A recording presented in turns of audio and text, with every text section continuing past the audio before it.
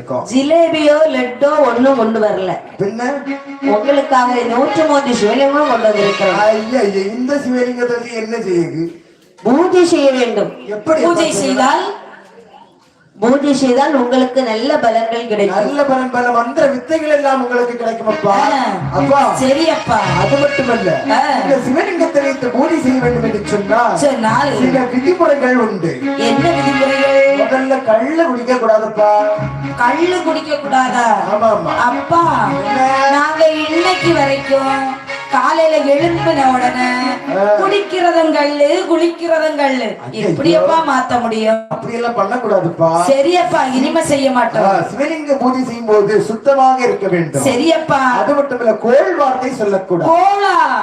மாட்டவே மாட்டேன்ப்பா, சொல்லவே மாட்டேன். கோளையே விட மாட்டா. ஆமாப்பா. ஒருத்தன் எங்க ஊர்ல